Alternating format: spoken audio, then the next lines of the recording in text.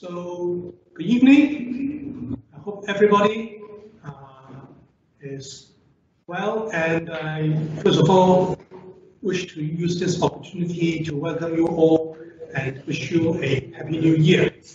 And welcome to this evening, the webinar co-organized by NEC Asia Pacific, SPDC, and Hong Kong IE on the difference in the handling claims between the traditional building contract used in Hong Kong against NEC and the beauty of using NEC in execution.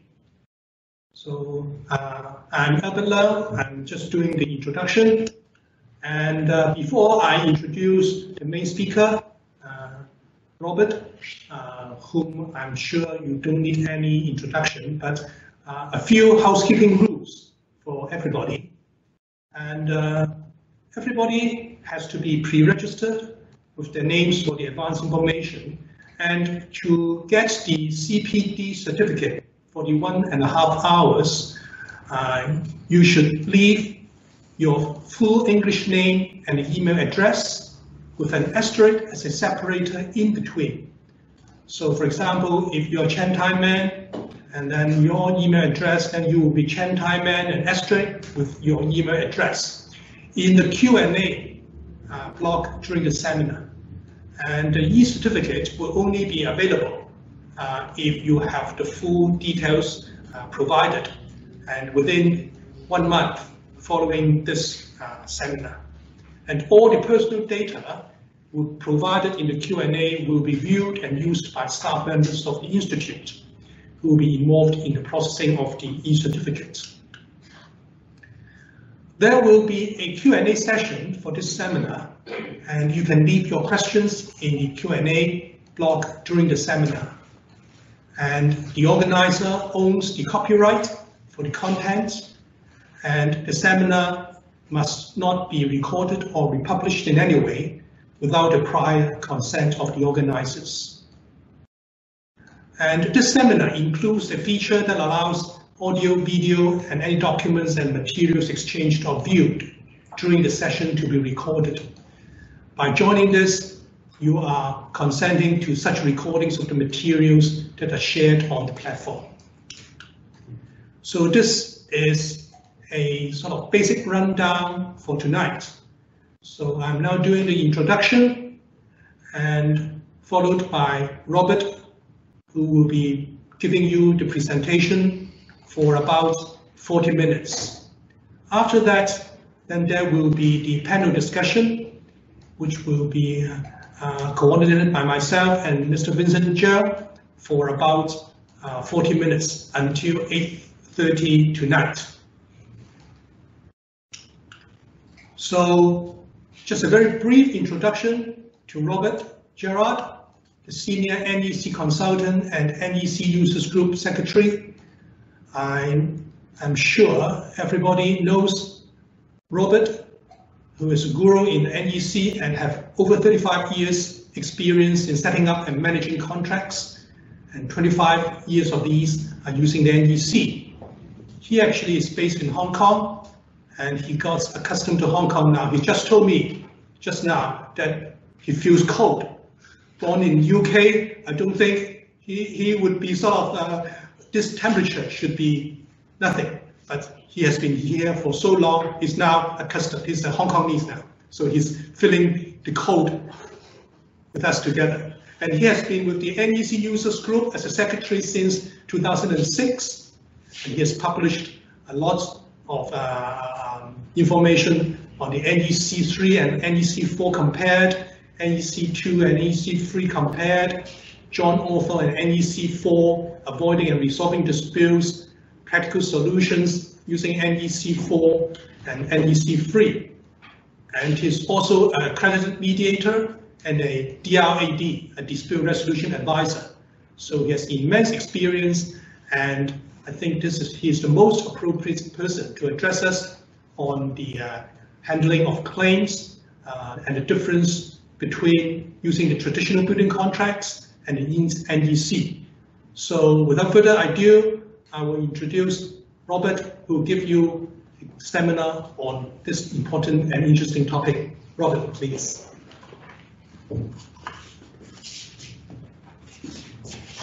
Okay. Thank you. Thank you, sir. Thank you. Yeah. Unaccustomed that I am to wearing jumpers in Hong Kong, so I think I've worn shorts every day I've ever been here, but right now it's cold, isn't it? So it's got a vest and a shirt and a jumper for Hong Kong. What is going on? Vincent never told me that when he recruited me this year, permanently. Never mind. At the end of last year. Okay, so what title is it? Look at this title behind me. Can you see this? Difference in handling claims between the traditional building contracts used in Hong Kong versus NEC and the beauty of the latter in execution.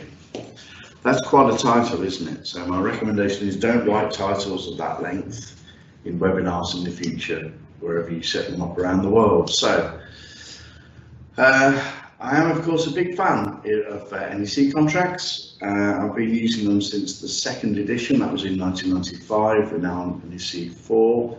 I confess never to have used the GCC, but I have used similar contracts in the past. So the first 10 years of my experience was in a formal contract called the ICE Conditions Contract Institution of Civil Engineers, which frankly is extremely similar to the GCC contract, which is no surprise.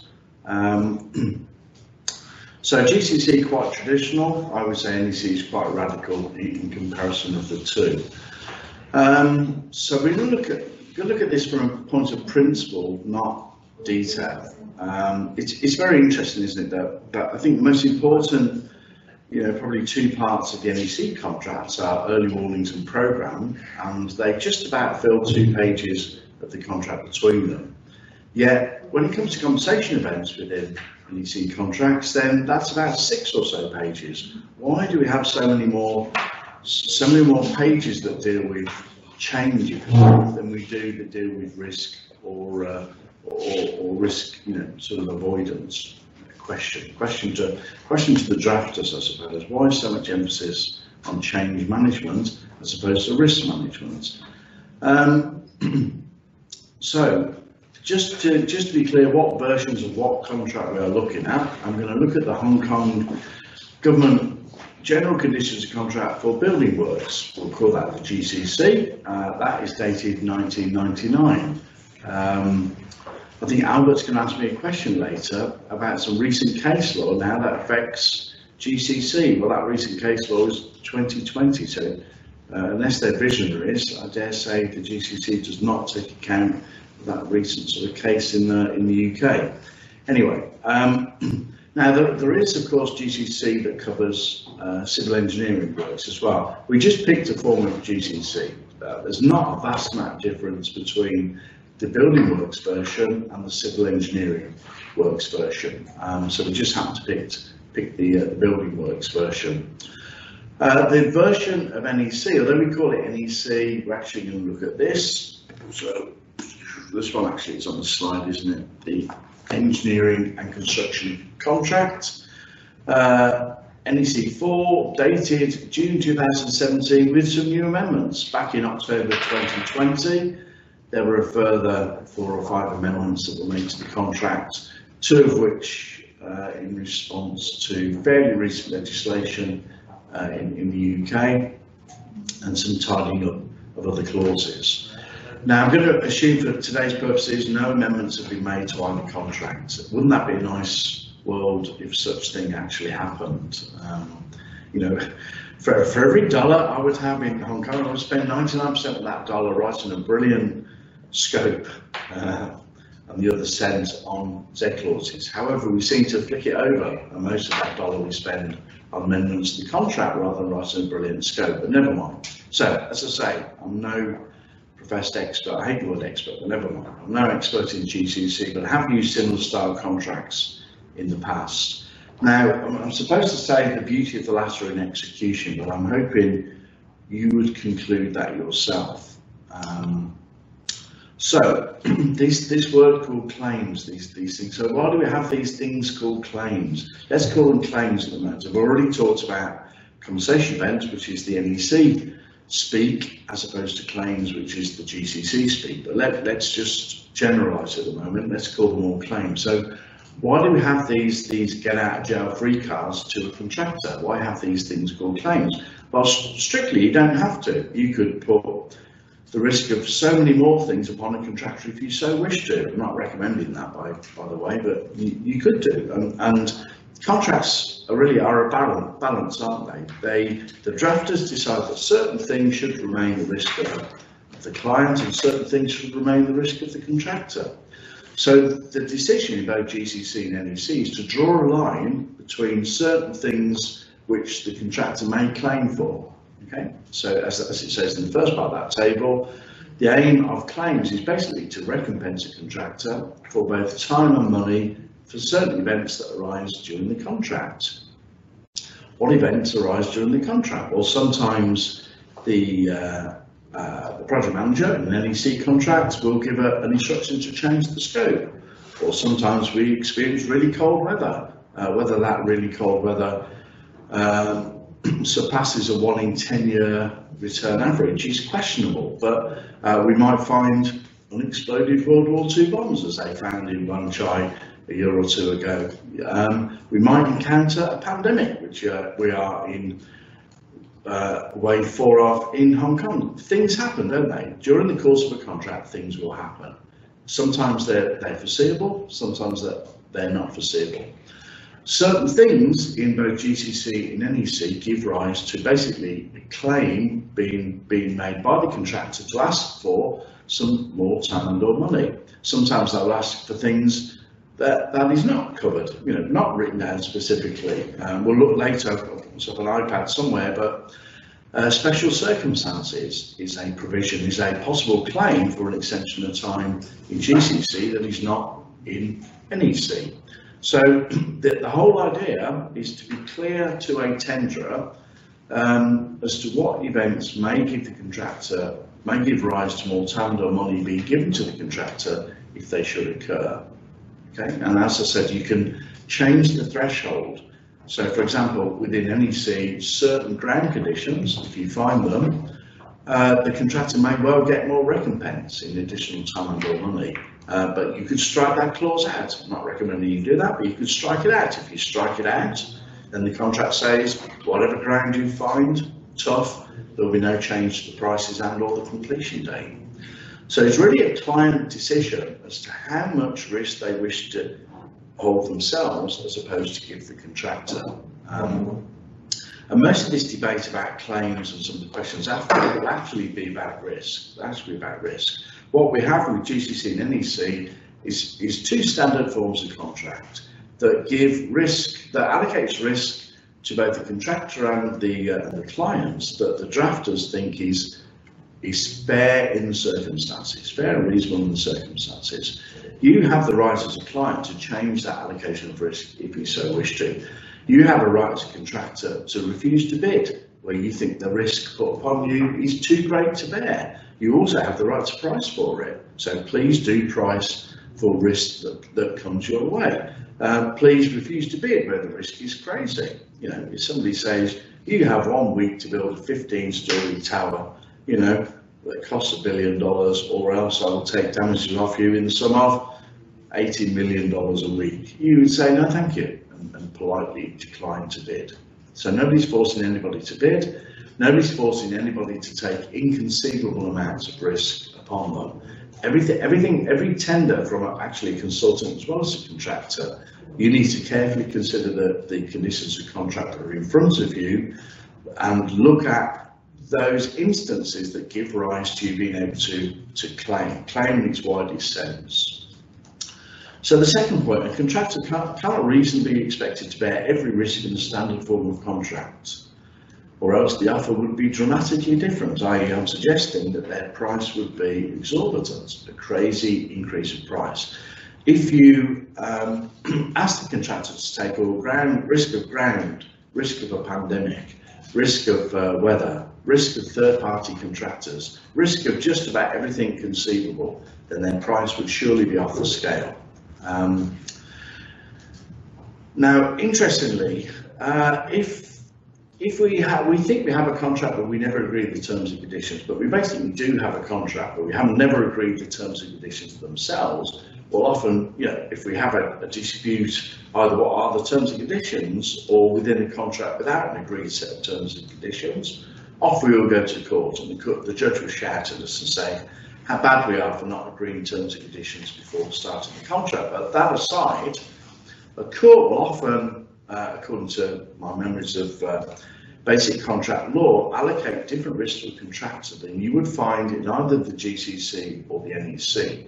So my understanding of the starting point from a court, where we go to court without agreed terms and conditions, is that they will often they will start by allocating ground conditions and weather conditions to a contractor, because on balance, a contractor, I suppose, is more used to building things than a client is. A client is an occasional visitor to our construction industry. A contractor lives and breathes muck and bullets and things every day, and therefore a court may well allocate risks such as ground or weather to a contractor where you've not otherwise, whether you failed to agree a set of terms and conditions in the contract. Now, most contractors I know would prefer not to bid where they take the risk of all ground and all weather. But again, risk allocation, it's about an acceptable threshold, isn't it? If you give the risk of all ground and all weather to a contractor and they're happy with that risk allocation, providing they're priced accordingly, then who am I to argue otherwise? Now, the one thing I think we get dramatically wrong in our industry is the contractor doesn't price properly for the risks that they take. That's my opinion. Maybe it's overcapacity. Maybe it's simple economics, supply and demand. But many contractors do not seem to price risk appropriately. We should have, in many instances, very expensive tenders coming back, considering the risks that are placed upon the contractor. So I think a good starting point for a contractor is a sound contract like GCC or NEC, where the drafters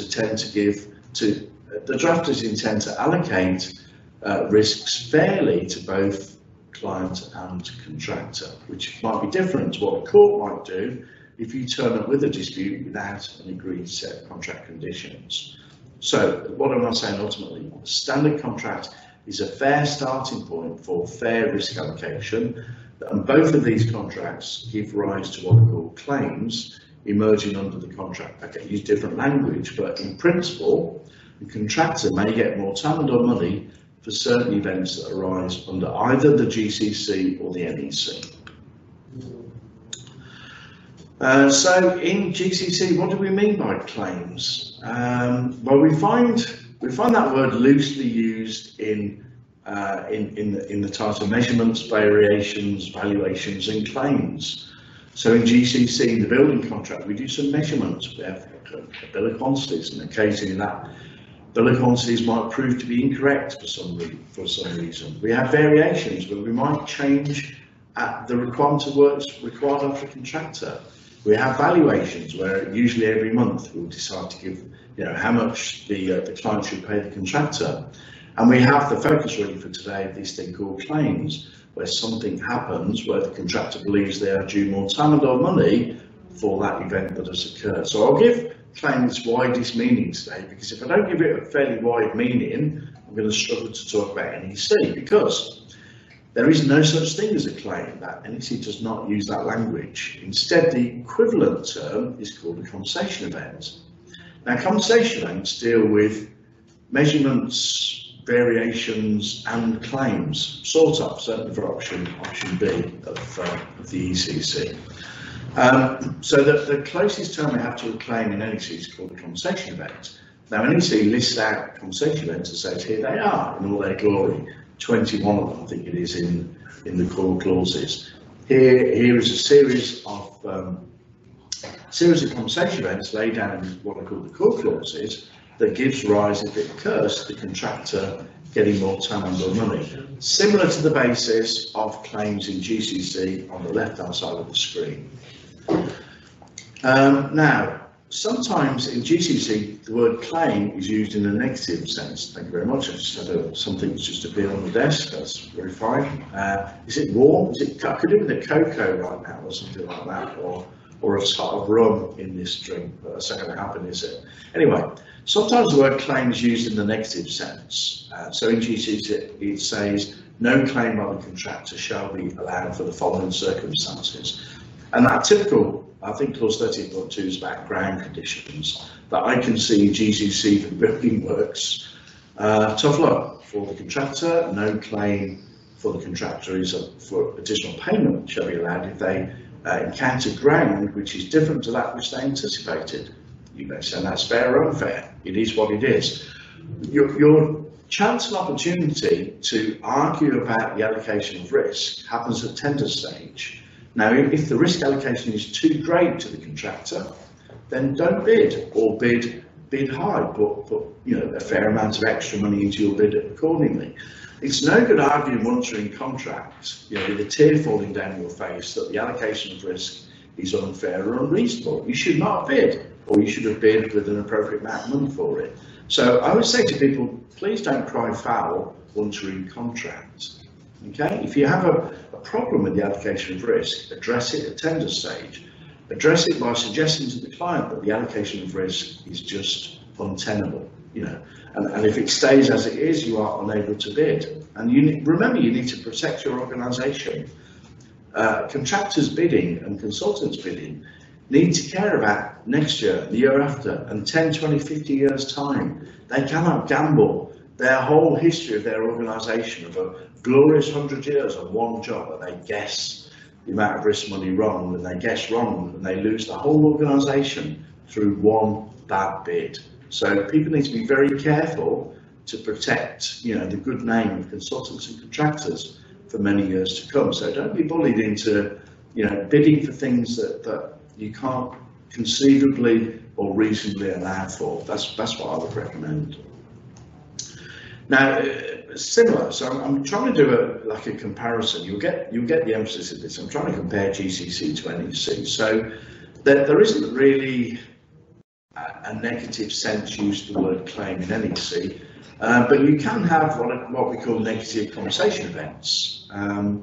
So what is a negative compensation event? Well, a negative compensation event could be something such as the project manager gives the instruction taking an amount of work out of the scope.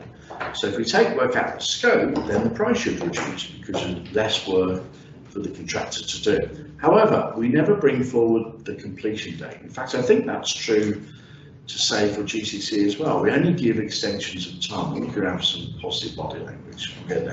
I'll get one person shaking their head and one person nodding, so that's brilliant. So we don't bring forward the completion date. We only ever give an extension of time. We only ever take it out. I think that's fair to say in all contracts I've ever seen. So even if you delete a very large piece of works out of what would be the critical path of the contractor's program, we would not bring forward the completion date. Okay, you can take the money off the contractor for the saving in preliminaries that should arise, but we don't bring forward the completion date. And we basically create what is called terminal float, which ultimately belongs to the contractor. So I think that's fair to say that applies in both contracts. Now, my problem with GCC, so here's my problem in a nutshell, bottom part of this slide. Two problems that I have with standard form contracts. One is that time and money are dealt with separately. Why would you want to deal with time and money separately? So the contractor gets a number of opportunities to claim for time and money. Where there is a variation, they can ask for other than a rate or price in the document itself, in the pricing document.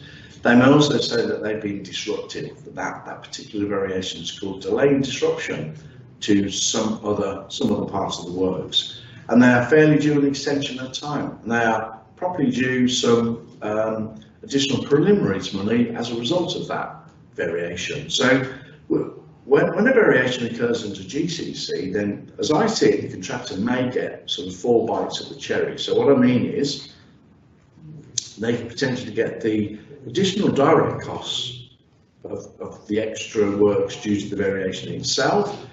They may get loss or expense separately, they may get extension of time separately, they may get more money for additional preliminaries separately. And these claims will actually appear in the account very close, well, there are certain timescales in the GCC, but I question if they are condition precedents. They seem to strike me as being more management dates than condition precedent dates. So it could be you get some very late notice indeed of the contractor asking for these additional amounts of time or money, which, okay, the contractor is probably due them, but the client probably is not budgeted for the extra time and or money by this point in time. In fact, the variation occurs some time ago, some months ago, and it could well be the fact that some very many months later, the contractors now decided they'll due some extra time and or money accordingly. So that's going to cause a problem in itself. So I think we're better than that as an industry. I think we're much better than that. So I think the client is deserving, as close to real time as we possibly can do, of knowing the implications of change. So where they get their advisor, their project manager in the NEC, to give a change to the scope itself, surely as close to real time as we can get, we should be, the client should be knowledgeable of the extra time and money associated with that change. That to me is professional, that is ethical, that is reasonable in the circumstances. That is us doing a professional job. I say us, so I mean us, the collective us. That's everybody in the industry. I think everybody in the industry owes it to our own organisations and our clients to deal with change claims, if you want to use that word, in real time. I just don't think it's an acceptable process to not deal with change until potentially after substantial completion has occurred. And certainly my experience with an equivalent contract to GCC, which is the ICE conditions of contract, is that we did not deal with claims until sometime after substantial completion occurred, which is a horror show. That's an absolute horror show. Now, my first job, I think it was probably 2.5 years after substantial completion occurred, we got a final account. My second job, 4 years after substantial completion occurred, we got a final account. That's a horror show. That's an absolute horror show. That means up to 4 years, cutting across different financial years for the different organisations, we have a huge amount of uncertainty of how much the client will ultimately pay the contractor for this job. So we are better than that. We are definitely better than that. We are, by and large, pretty bright people, pretty clever, who need to deal with change contemporaneously with the change emerging. So what compensation events try and do through the NEC process is deal with time and money together for each event, for each compensation event, in a fairly timely fashion, i.e. fairly close to when the compensation event actually occurred. I would love NEC to progress that. I would love a client to progress that. And I would love clients to think about setting up change management teams that basically deal with compensation events almost days after they are notified, and we reach the conclusion of them a few days after a compensation event is notified. Why not? What is stopping us doing that? There's simply nothing stopping us dealing with claims, dealing with change management, compensation events, whatever you want to call it, almost contemporaneously with the events occurring. Okay, so I suppose that's my biggest beef with GCC is the uncertainty of when the contractor, when and how much time and or money the contractor may actually ask for in their claim. And strictly, in fairness, under the GCC contract, a lot of these matters we'll see later are left with a named quantity surveyor to deal with certainly the money, and the architect to deal with time, and they seem to do that separately, not together, which I find a little bit strange. But the contractor may, of course, raise a dispute at any time, say I'm not happy with the outcomes of your decisions, and take the dispute to the lights of arbitration. So a huge amount of uncertainty in the process, I think, the GCC, of navigating a correct passage through a claim. So, still on the subject, what is a claim? So in GCC, the things the contractor may or may not claim are stated in the contract. They may claim for certain things. Can I do this in time? Will this work? Welcome to the world of iPads, webinars, and the likes. There we go. So what may you claim? So let me just look at things like extension of time. And I'll come back to it if I need this a little bit later. But if in the opinion of the architect, the cause of the delay, so there's been some sort of a delay, is inclement weather. What is inclement weather? I know what weather is. Weather's out there now, it's cold. What is inclement? I don't know. Very cold? I don't really know. I have no idea what is inclement weather. And actually we can go around the room here or out there and say, do you think this weather right now in Hong Kong is inclement? I have no idea. Half of you might say yes, half of you might say no. There is an uncertainty as to what is inclement weather. But what was my point here? My point is the contract is trying to give clear thresholds of what may be claimed for, what recompense may be given. This is quite clear. There's a cause of a delay which is the hoisting of tropical cyclone warning signal 8 or above. That's pretty clear. Or a black rainstorm warning. That's pretty clear. Or an instruction issued by the architect. That's pretty clear. Give me an instruction, and if in the opinion that causes a delay, you may get an extension of time. And other such things. But the architect shall, within a reasonable time come to who or what, considers whether the contractor is fairly entitled, fairly according to what and who, an extension of time for the completion of the works or any extension thereof. Lots of uncertainty for the contractor's position, knowing exactly when they will or will not get, an extension of time. So the drafters, in fairness, have tried to lay out a series of events that give rise to possibly a claim occurring. However, it is very much in the hands of the architect to determine whether or not that event has caused a delay and whether or not the contractor is fairly due an extension of time accordingly. A tremendous amount of uncertainty.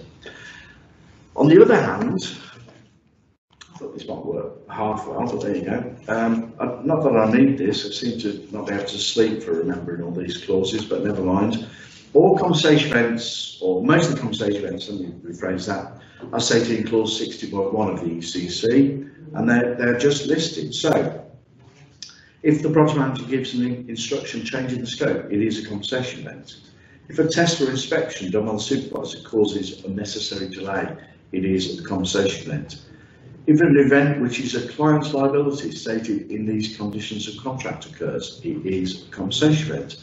If the project manager certifies takeover of a part of the works before both completion and the completion date, it is a compensation event.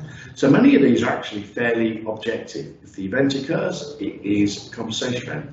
However, it doesn't automatically mean the contractor gets more time and money. I think on balance, it should be easier to identify what is a compensation event rather than what is an event that may give rise to a claim under a GCC contract. Now, in GCC, those events that I just walked through fairly quickly are stated. They are not in themselves optional, and that I can see you cannot add to it other than through special conditions of contracts. However, with NEC, you may increase, well, in fact, you may decrease the amount of compensation events. The very last compensation event, clause 60.121, I think that's right, says other compensation events stated in the contract data. You can actually, under an ECC contract, list out whether 5, 10 or 15 Z clauses if you wish to. MTR is shut for more than 2 hours. The airport is shut for more than 3 hours. The price of oil set by whoever exceeds $100 US per barrel. Actually, didn't go down to minus $35 a barrel recently. Hopefully, some of you have got tankers near refineries and are filling up your tankers and getting paid $35 US per barrel for filling your tanker. Probably unlikely. So we have 21 clauses, 21 compensation events in clause 60.1. 3 more if you use options B or D. You can increase that in the contract data if you want to. You could decrease it through the Z clause if you want to. Some of the secondary options, such as X2 2, a change in the law if incorporated, also bring in a list of compensation events. So in fact, your list of compensation events is actually variable, depending on the main secondary options that you choose and whether or not you insert any more compensation events into the contract data. So be careful as a bidder to understand and identify exactly what is a compensation event, whereas it's already predetermined in the GCC, except in the special conditions, you might find some changes.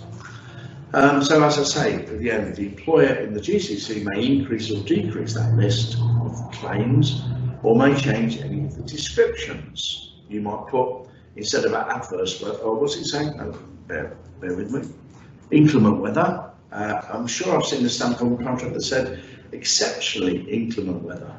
So what is inclement weather? I don't know, lots of rain. What's exceptionally inclement weather? Lots and lots of rain. I've no idea. You see the point, you see the problem. So what is examples of a claim? So by claim, I am meaning compensation events as well as the claim in the traditional sense in the GCC. So examples of claims the contractor may ultimately make.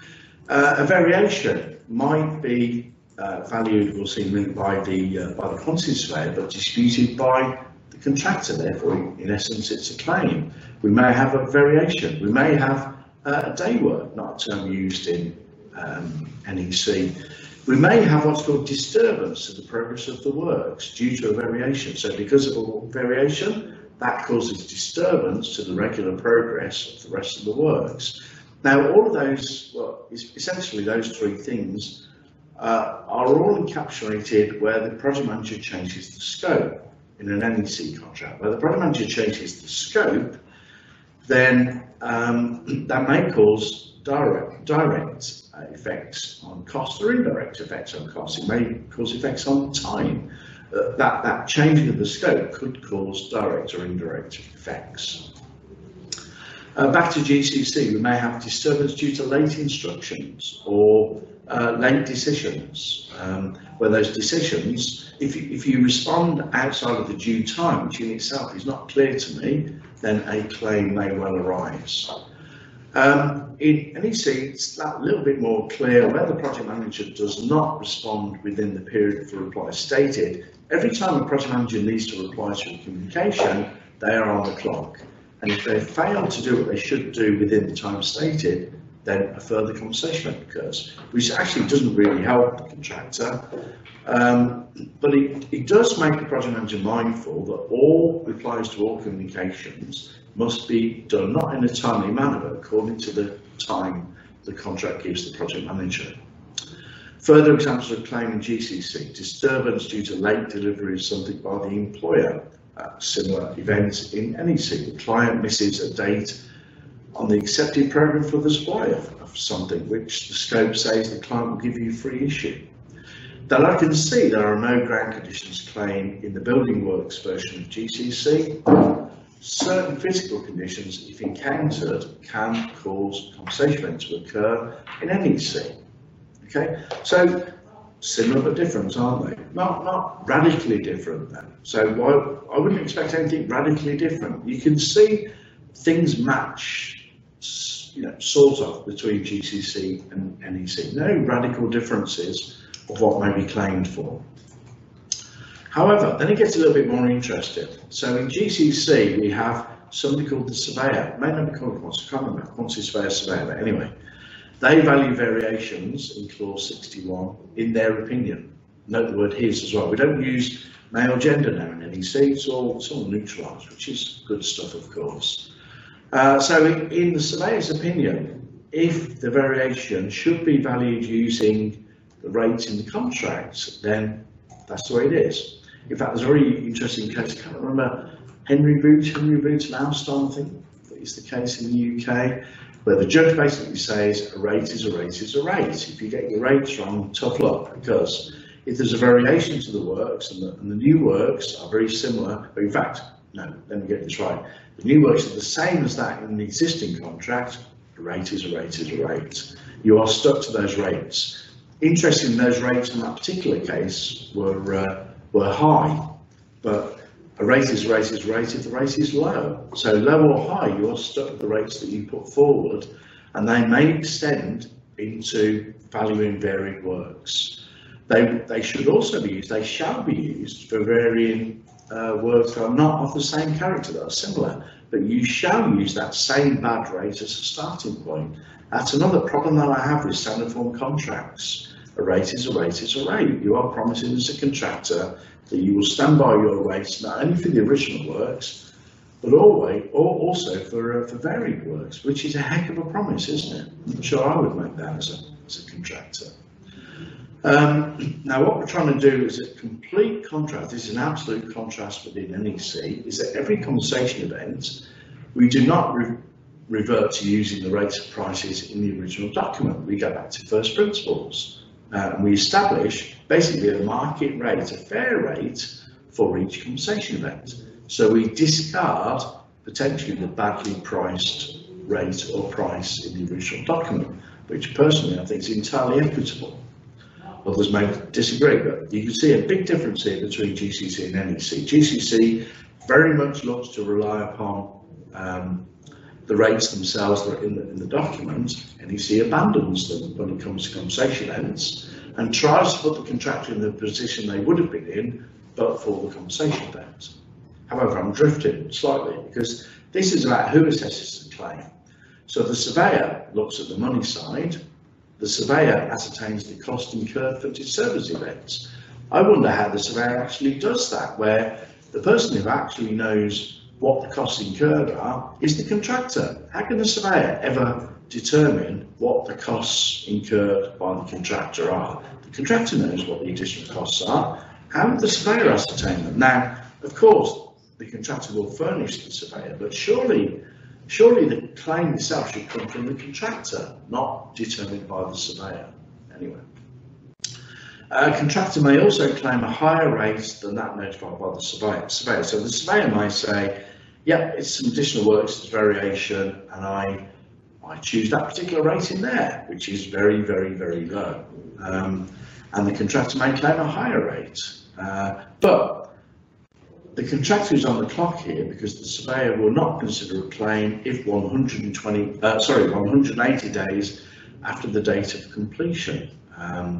Otherwise, well, that's as stated in the Settlements of Disputes clause 88. Now, how effective that is, again, is questionable. So this is looking to be a condition precedent type clause. Now, you've got to be I'm not a lawyer, I'm not going to pretend to be a lawyer. You have to be very careful indeed with condition precedent clauses. Tell somebody about the timescale and tell them very clearly what the implications are if you fail to meet that timescale. I don't know if these clauses pass that condition precedent test or they are just management dates. It would be interesting to hear a lawyer's view of GCC timescales like 180 days. Is that management date? Is that just please do this by this date, or thou shalt, or else lose any entitlement? Now in NEC, the contractor is always given a chance to provide a quotation. So the first person who actually asks for an amount of time or money is the contractor, which I think is right and proper, because they are the people who are on the receiving end of the effects of a claim. It should, in my opinion, for them to say, in the first instance, this is how much time and/or cost I think that I've reasonably and wrongly incurred as a result of the conversation event.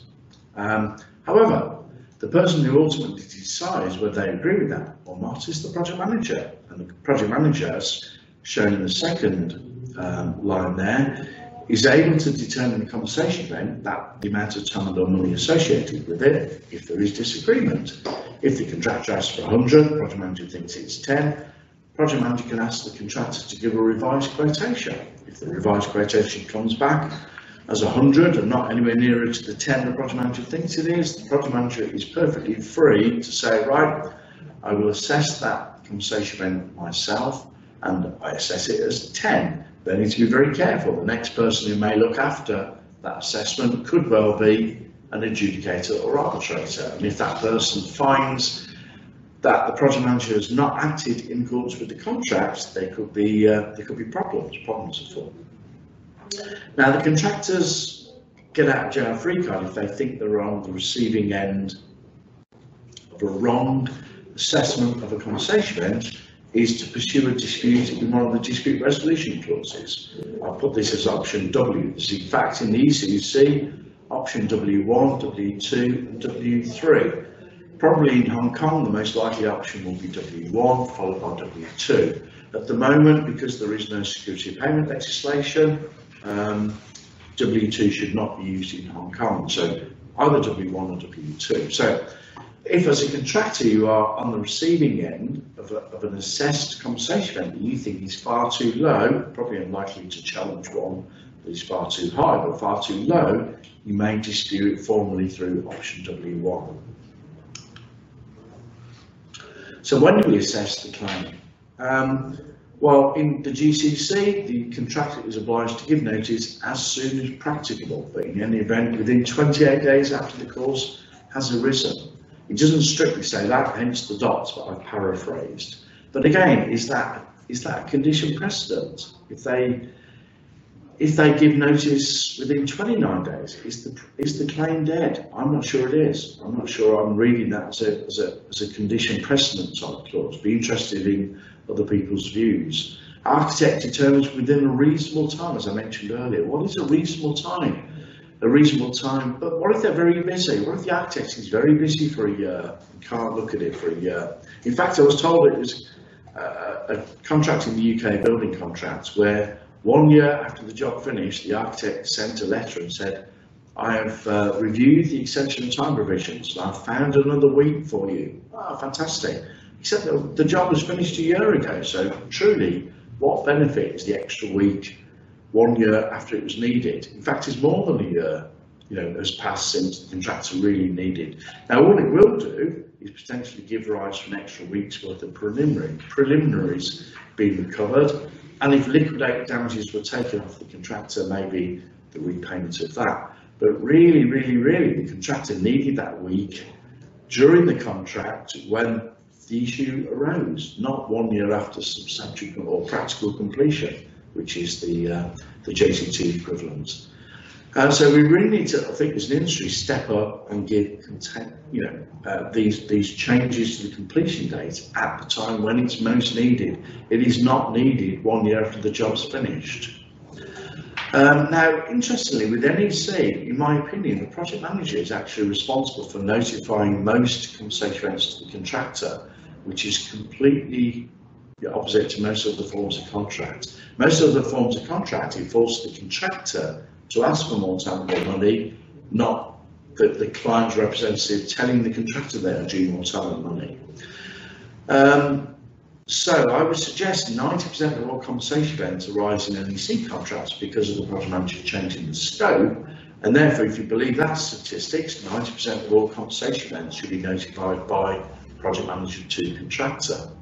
Now, there is an effective time bar in clause 61.3. For the other 10% of the compensation events, they fall to be notified by contractor to the project manager.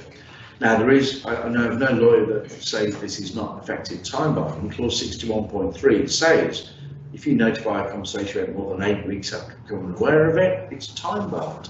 So that is a very effective time bar. The time bar only applies to those compensation events exclusively that should be notified by the contractor to project manager, not the other way around. Now with the GCC, but I can't find for the money side of a claim a timetable upon disturbance. It seems to be upon written application of the contractor. What if this is the day before the final account is due to be submitted? Is that sufficient? I don't think that's professionally acceptable. I think that's fairly immoral, but I think that's perfectly legitimate in the contract. So how on earth do we account for that? How do we manage that? What is the timetable for valuing variations? I could not find a timetable for valuing variations. There is a complete uncertainty in when these claims are assessed in GCC. There is good practice. Good practice is surely within a reasonable time after the right to TAML money occurs, but but the contract doesn't say that. It doesn't use that terminology. However, with NEC, it is that little bit more robust. Once it is established a compensation event has occurred that is not the fault of the contractor has just 3 weeks to provide a quotation. If they do not provide a quotation, they lose the rights to provide a quotation, and the project manager will do their own version of what they think is the quotation for the compensation event. If they do provide a quotation, the project manager responds within 2 weeks of receiving it. Note all these are maximum periods, not minimum periods. So definitely a more robust process for dealing with compensation events in what I would call a timely fashion as opposed to GCC. So how do we assess the claim? As I mentioned within GCC, the architect considers whether the contractor is fairly entitled to an extension of time. And those events include things like inclement weather, which means WOG, variations and disturbance. Fairly entitled, what does that mean? I have no idea. Would two architects always agree when a contractor should be fairly entitled to something? I don't think they would. I don't think there's a common understanding of what is a fair entitlement to inclement weather. And we could do that test. We could run that, series of scenarios and say, do you think the contractor is fairly entitled to this piece of inclement weather? And I bet you we would never get 100% consistency. So it's very uncertain. So in terms of money, generally, as I mentioned, the money side of a claim, certainly for variations and the like, is based upon rates that are set. So be very careful as a contractor in putting reasonable rates in the first place. Don't be silly, don't gamble, don't load or unload rates. Just price them properly and fairly. They could turn around to have a significant effect upon you. As I mentioned, we deal with all these things separately at separate times. So as I said, I think we're better than that professionally. So NEC, on the other hand, deals with time and money together. There's a bottom-up approach for assessing time. What's called defined cost? What is the effect the compensation rate has upon defined cost? Defined cost being very, very close to the real actual cost the contractors likely to encounter. For money, we are looking at something called an accepted program, and we're looking to determine what delay we forecast the compensation rate will have upon planned completion as shown on the most appropriate accepted program. One quotation deals with both time and money. So we are basically dealing with compensation rates with NEC contracts, one at a time, ideally in the sequence in which they occur, fairly close to wrapping the whole thing up within should be no more than a few weeks after the compensation rate first arose and or was notified. So summary, crept past my 10 to 8, but there you go, I'm sure that's acceptable. GCC, very traditional style of contracts. The parties are bound to those tendered rates for assessing variations.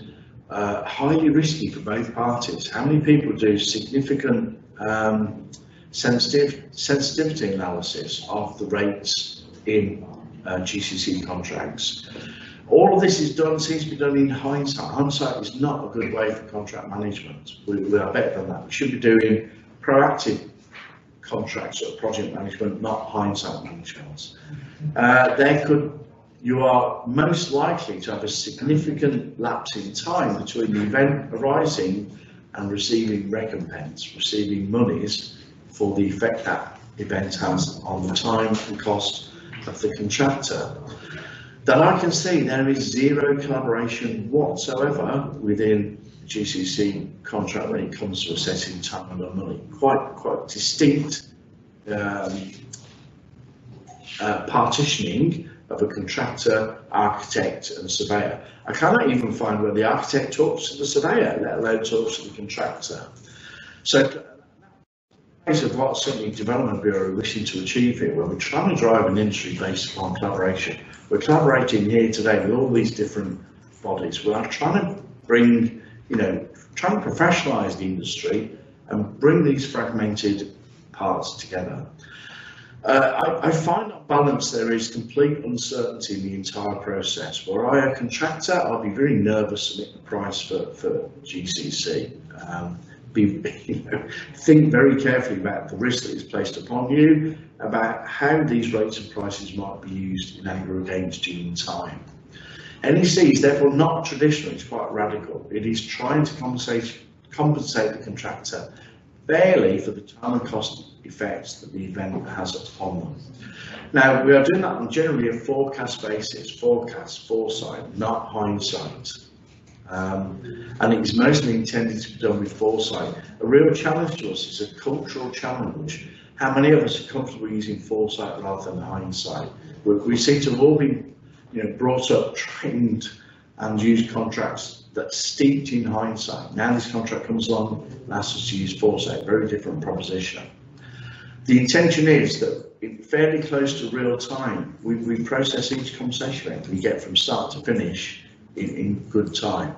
It is wholly collaborative. We don't expect a them and us approach. I want the project manager to sit down, roll the sleeves up, work jointly with the contractor, do joint quotations, don't do a them and us approach.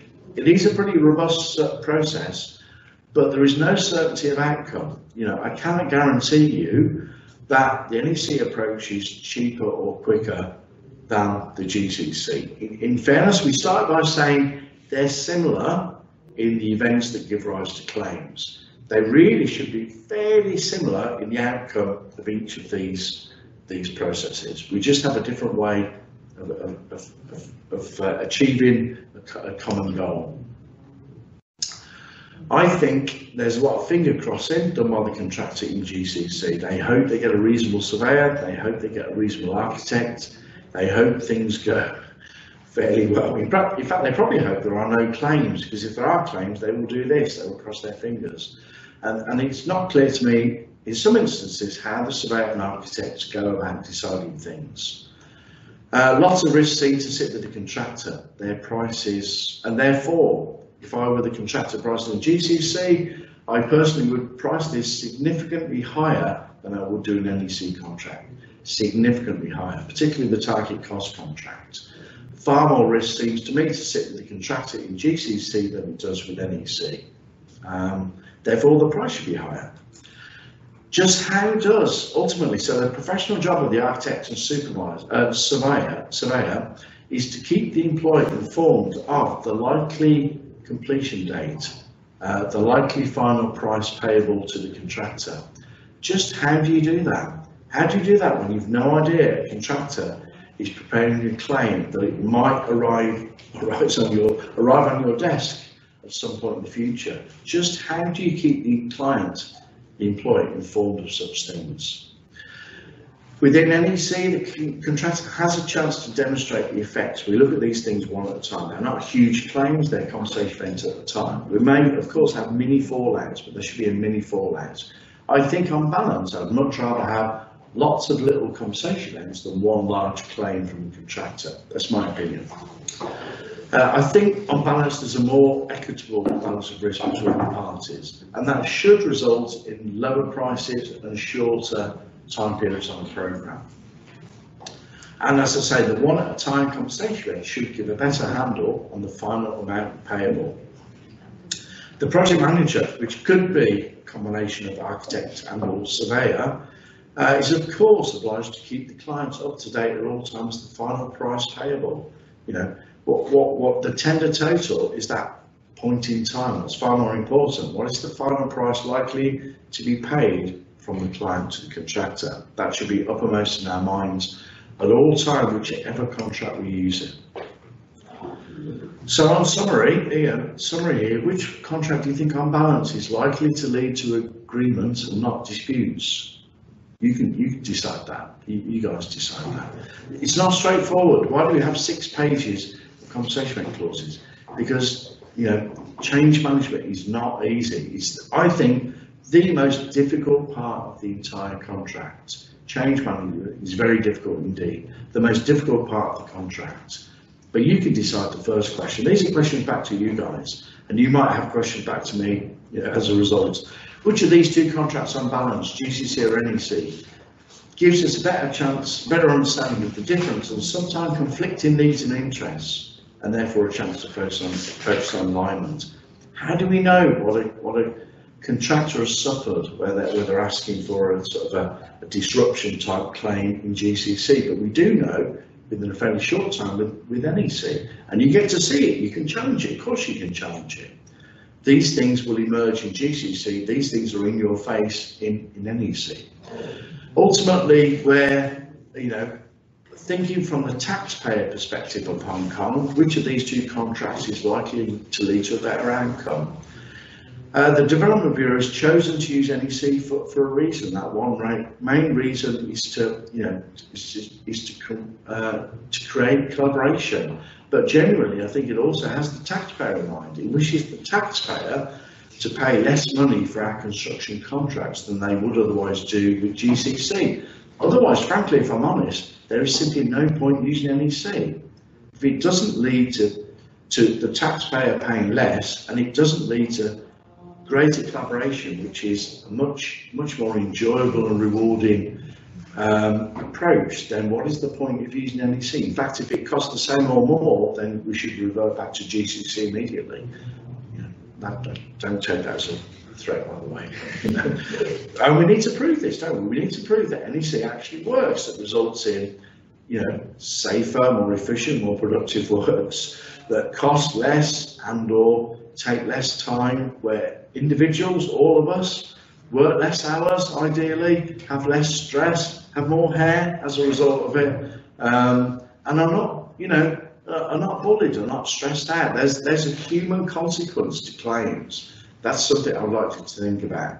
There is a human consequence to claims, and my experience of claims is not a good consequence to a human to deal with claims. Lots of stress, lots of sleepless nights, less hair that results. There's a better way of doing it. That better way is compensation payments, but you need to do them collaboratively. You need to do them together and collaboratively. I've definitely outstayed my welcome of doing the presentation, and we still have 30 minutes for questions. So, panel discussion, here we go. Albert, I think. Albert and a chair, or two chairs. I'm about to be flanked. I'm also about to drink some of this. No idea what it is, so wish me luck. So thank you very much, Robert. Thank you. Very, very interesting discussion on handling of claims, and I'm sure the audience will learn a lot. And for the next 30 minutes or so until 8:30, we have this question and answer session. And myself, and also Vincent Cheung, who is head of NEC Asia Pacific, will try to be the moderator. And if you have questions, just type into the Q&A. And just also a reminder, if you haven't submitted all your details for the CPD certificates, type in all your details to the Q&A block. Otherwise, we can't issue the certificate to you.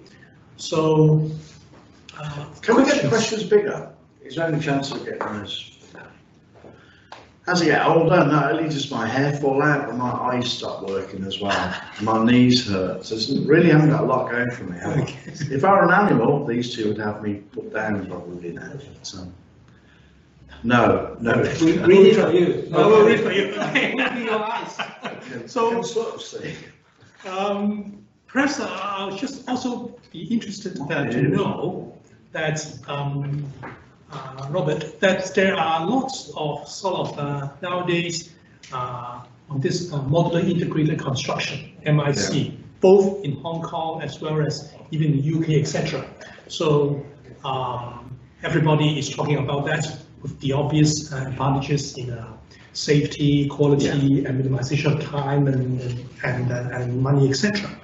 But it really is, to me, I believe, a change in the way the contractors will be working, particularly because you now have this MIC supplier who is actually doing a lot of the works in terms of value and taking a lot of risk, etc. Yeah. So how do you think, in terms of MIC construction, in terms of claims, would that be arising out of this, dealing with it under GCC or the NEC, and how would you think we need to sort of cater for this MIC? Is that claims from the MIC contractor or claims from the contractor? Maybe from both, right? From both, yeah. Yes, because so things could emerge from exactly, both. Exactly, yes. I mean, the biggest problem we will have, I think, is agreeing the scope of works that the MIC guy will do before they press the go button and prefabricate. Yes. Once they press the go button and their factory is producing these fabulous products, then we have a real problem, don't we? So if you say, oh, I wanted something different, then that's going to cost you, somebody, the client, presumably a lot of money to change something which is prepared in factory conditions. So we need to work closely and carefully and reasonably quickly with the MIC person to make sure that we are completely comfortable with the products that they're about to produce. I would imagine BIM will help us tremendously there. So we're able to look and see what we're likely to get. So we stand in our room and look around. Yes, I don't like that, or I do like that, or you know. But I think it will be extremely expensive in time and money to change these products once they arrive on site. That's obvious, I suppose, isn't it? So don't do it. Okay. So don't do that one. I don't suppose there'll be much difference between NEC and GCC if the client changes the scope of the MIC's work, it's going to have a similar sort of thing. And the contractor won't be taking that risk. Unless those works are managed by the contractor who engages the MIC just as a pure subcontractor. We give a scope. I suppose it's the same effect. If the contractor changes the MIC, then we won't see those claims. They're not materialised. Now,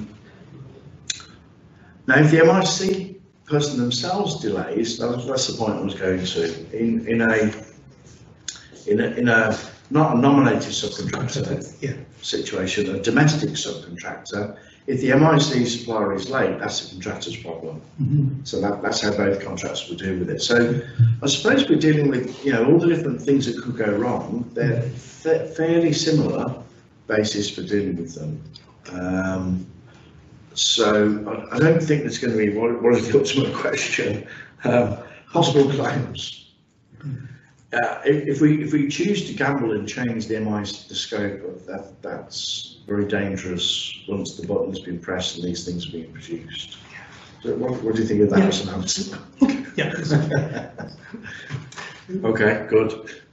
Okay, and also you talk about the compensation of claims, etc. Now, everybody this year is affected by the COVID-19 pandemic. Hopefully 2021 with the vaccination, it will be sort of going away quickly. But people are talking, and even in Hong Kong now, we have a few construction sites who has been sort of closed down in the Central Kowloon Expressway, etc., all affected.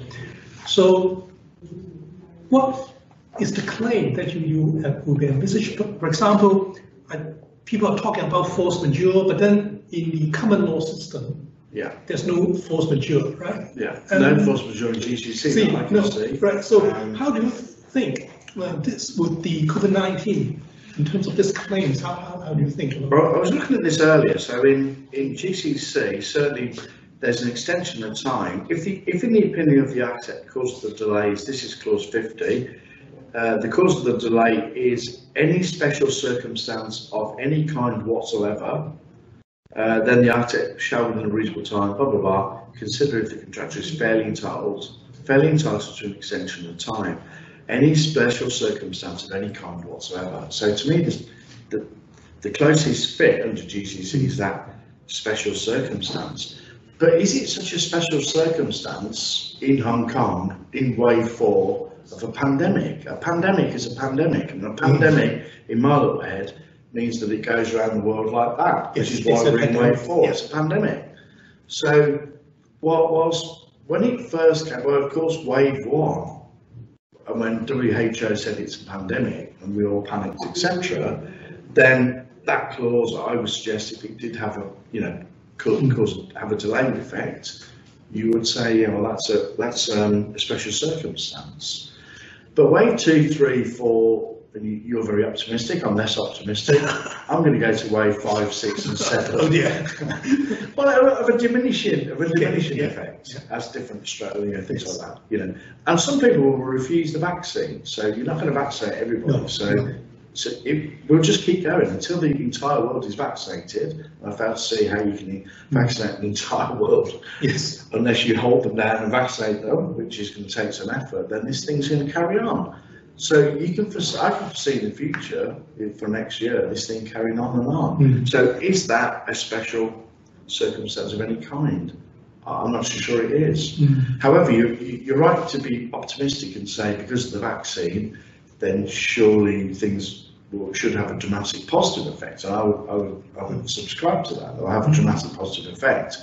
When we turn to NEC, then there is a clause called prevention. But prevention to me probably only works with the first time round pandemic again. Again, second, third and fourth are fairly foreseeable. And contractors have been bidding during the pandemic. So if you bid during the pandemic and the pandemic is still there, you should know about it. So, however, I'm not trying to pass the risk to the contractor here, but what I'm saying is that we need to act like adults and have a reasonable allocation of risk between the parties. So anybody setting up a contract now, in my opinion, should properly and carefully think about how is it fair and reasonable to deal with the ongoing effects of the pandemic. So I think these two clauses applied in wave 1. These two clauses in these two contracts were there for wave 1. I'm not so sure they still apply for wave 2, 3 and 4, but I think that people should think about the ongoing consequences of the pandemic and deal with that properly here is a special condition of contract, and in the NEC as an additional conversation event. And you might put a threshold in. You might say something like the effects of any future wave, a future wave of COVID-19, because you've got to call it COVID-19 because there could be other pandemics, but anyway, without trying to worry people too much, and I'm not a scientist, but the COVID-19 pandemic, you would say if a future wave causes more than 1 week shutdown to operations on site or something like that, you would just put a reasonable threshold. Yeah, good advice, good comment. Then I noticed that NEC recently, 2020, they have some amendments, right? And then one of them is talking about, I suppose it's because of the triple point case, that's about the termination of a contract and how do you calculate the damages.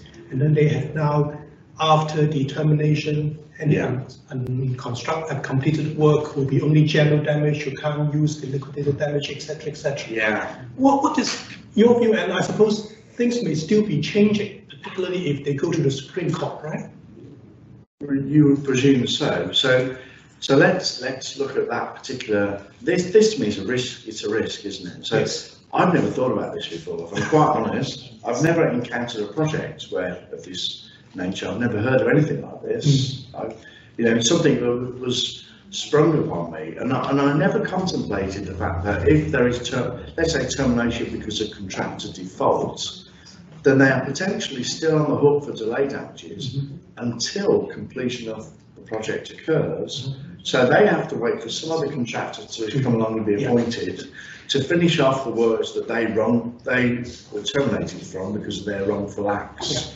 And then potentially they could face delay damages. And if you ask me, does the contract provide for that? I would have said no. I would have automatically said no, it doesn't provide for that. Upon termination, your right to damages should cease, and that is actually what is in the contract now. So in the amendments, it says something like the amended wording is upon the issue of the termination certificate by the project manager, the right to, we call it here delay damages in the NEC, in here it's liquidated damages, one of the same thing, then it ceases at that point.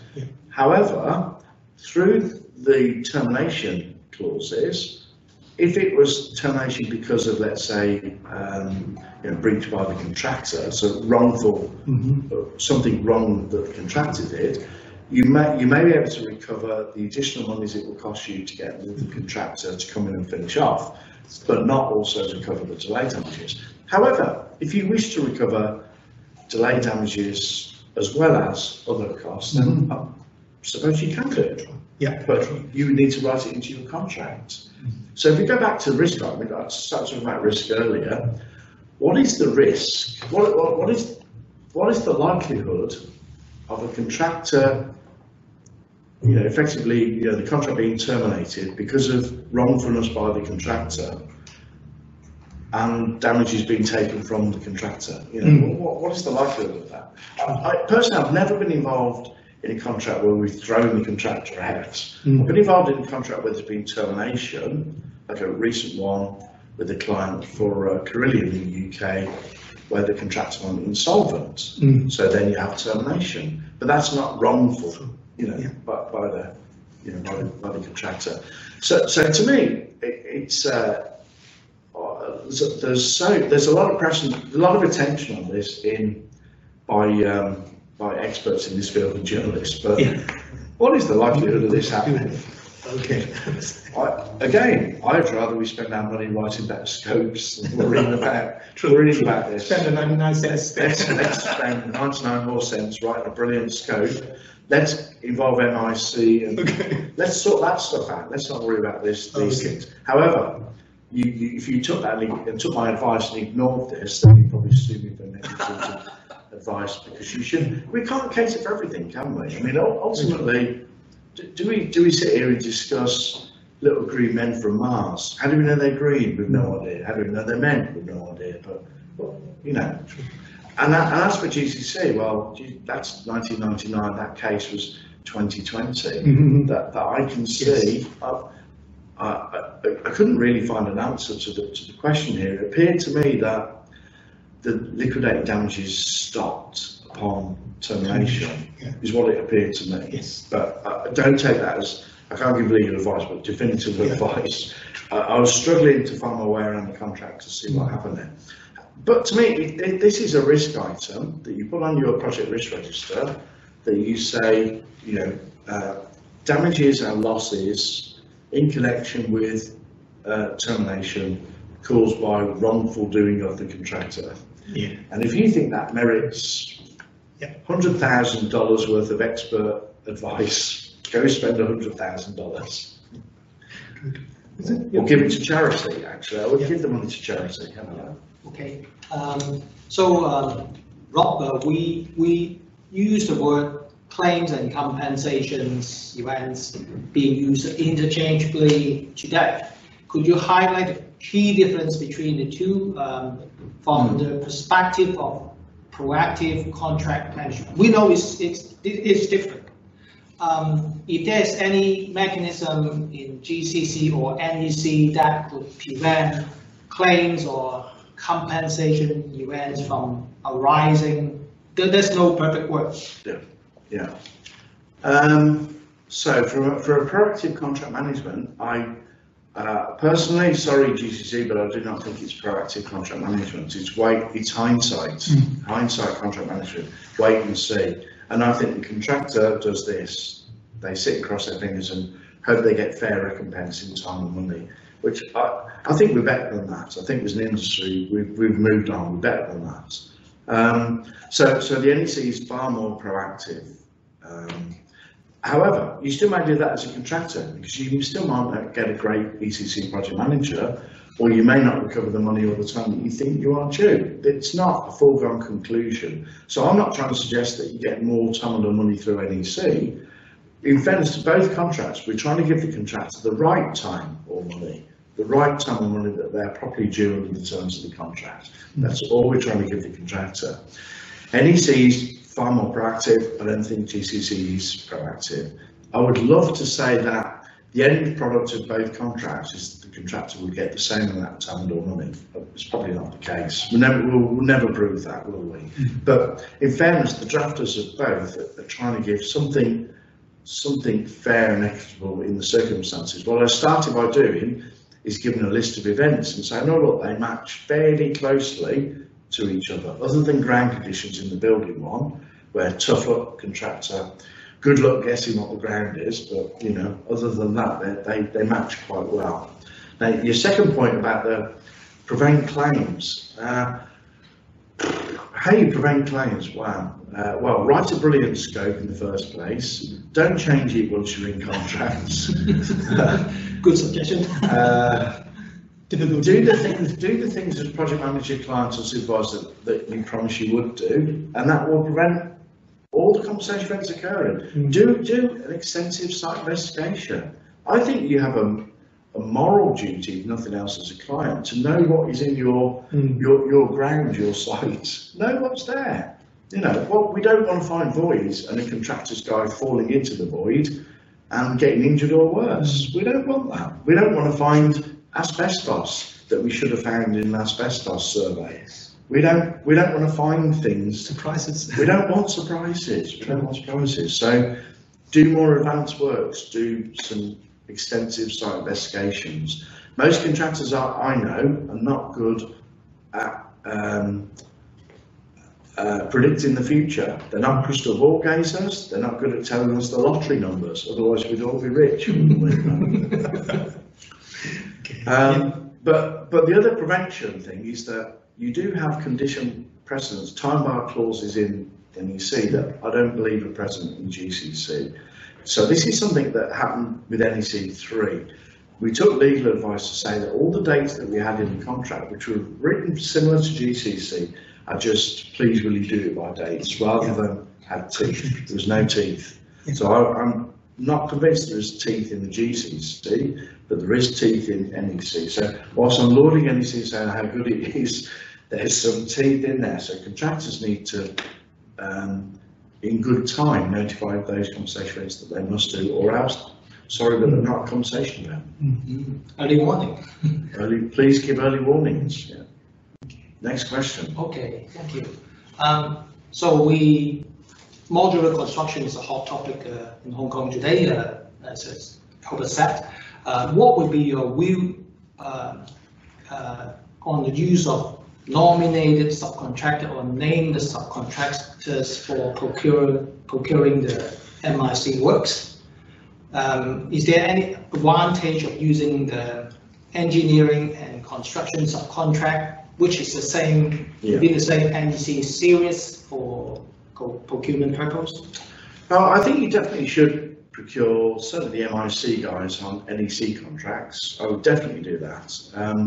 Otherwise, the contractor will place what I call piggy in the middle. So they'll have NEC term here and some other T's and C's down here. There's a mismatch. So we're going to help the contractor fulfil their obligations in their head contract.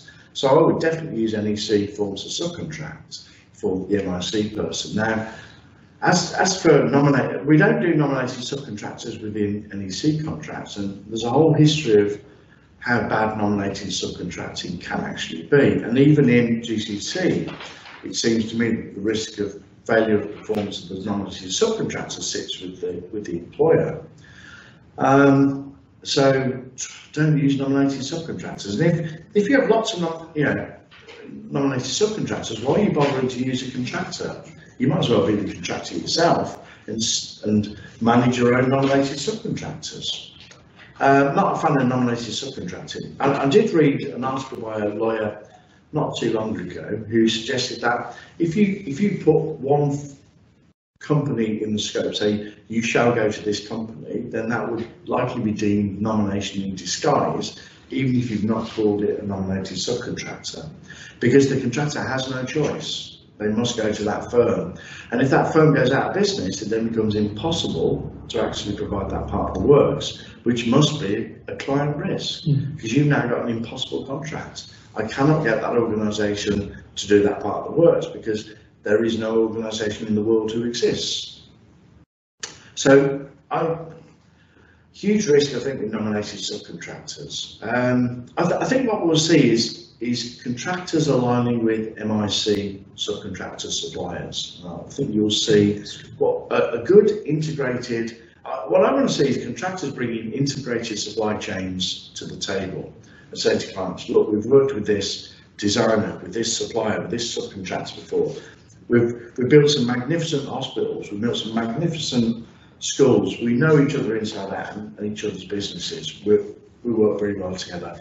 What is a real risk to to everybody is creating brand new relationships on the contract just awarded, and then trying in record time to cement those relationships and create some, you know, some harmony. I'd much rather that we bring harmonised, integrated supply chains to the table. So we've been told we're on the clock. 5 minutes, is that right? Okay, a few more questions. Okay, So one of this one, or you want one of these guys? we're talking about short project life cycles in Hong Kong. Okay. Typically would be compressed. So it's not uncommon, the procurement will confirm before finishing all the design. For instance, there could be no reinforcement drawings or details available in the contract. Under these circumstances, what can be done to avoid avoidable compensation events from arising during the construction stage? Who's the contractor here? Sorry, who's the designer here? The contractor or the consultant? Separate designer and contractor should presume traditional. So traditional. Okay, so traditional design. Well, what a big risk this is. So I've seen this forever, and all it causes is chaos. So let's sort it out on site. What a good idea that is. You know? So we go to tender on a 2/3 done design, and we sort it out on site. Except on day one, other things occur, and the finishing of the design becomes more difficult and late, and it's just a chaotic way to work. I'm not a fan of it. Don't do it. Well, how about that one? Okay, right. To avoid it, Yeah, don't do it. If somebody who is the designer has a job to finish their design, in my opinion, before the contractor then bids for that design, don't give a 2/3 design and then finish off the rest. However, if you must, like on an emergency basis, then well, you should be using cost reimbursable contract option E, and then the contractor's protected. I just think it's a false illusion to think that we give a part-done design, the contractor can assume what is obviously going to come, even though they don't know when it will come, and price it. It's a nonsense. It's just absolute nonsense. It's a bit like, I can't think of the name of it, no, it's gone, where we hand over the designer to the contractor, and they're going to guess the errors. You've got a minute to validate the design and guess the errors. Anyway, Okay. don't do it. Don't do that last one. I know the time is sort of running out, so perhaps I'm just have a last question. But there are a few more sort of questions that we have received from the attendants. So we will sort of, Robert can kindly sort of provide some answers later for the questions, if possible. No problem. You know my hourly rate. Not a problem. But then, just Very one last reasonable. It works out to be about $0 an hour. One last question. Somebody is asking for the NEC contracts. It seems to be sort of gradually pushing ahead with all the infrastructure projects, etc. in Hong Kong. For the traditional building contracts in Hong Kong, what do you think? How do we sort of promote that? And then, is there any sort of changes that would be required for the NEC for particularly building contracts?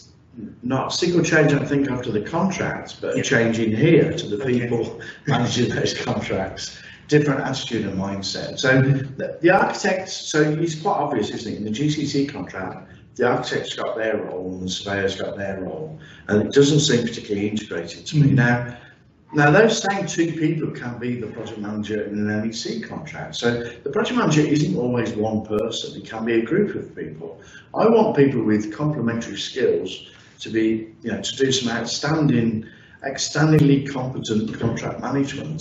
So the architect, providing they are extremely good and competent at contract management, is just as capable as being a project manager as a civil engineer is in infrastructure projects. The fact that we don't use the word architect and surveyor, so what? We don't use the word civil engineer, so what? So it's just a role. We call it project manager. I don't care the discipline that does it, providing they are highly competent and highly professional individuals. I think we have to. I think our focus has to be radically changed to engender that collaborative approach that the Development Bureau said desperately wants, and I completely subscribe to that. And we have to have far greater focus on the taxpayer and deliver better returns for the taxpayer. And we have to have far more emphasis on helping our people work not at 8:30 at night on a Monday, doing webinars and things like that. Far less stress, far less working hours, far better outcomes. We just have to and focus on great outcomes for the client. So a better product that is cheaper to use, that is cut to cost cheaper, that we beat their expectations in terms of time, cost, quality of the asset. That's where we need to be focusing our effort. We're brilliant people. We just need to have just slightly recalibrate our DNA to focus on better outcomes for everybody. Indeed. And actually, really, thank you very much, Robert, for this seminar. And literally, we have hundreds of people attending, approaching thousands. 1,000. So 1,500. So I'm sure everybody is not sort of complaining about this cold weather. It's very worthwhile seminar. And for those questions that you haven't been sort of answered, we'll collect it all together, and then we'll send it to Robert, and we'll distribute the answers lately. And everybody, if you still haven't given your details for the CPD certificate, do so ASAP, because otherwise you can't have the certificate issued to you. So thank you very much, Robert. Thank you, Vincent. Thank you very much. Now, just before go, there is hopefully we want everyone also to help us. There's an evaluation survey, and there is this QR code. If you can kindly scan that, I suppose, and then do the survey, that will help us to further improve on our future seminars and try to get more these guru speakers like Robert on the various topics. So please spend some time, scan the code, and then do the survey. I think this is all for tonight, and I thank everybody.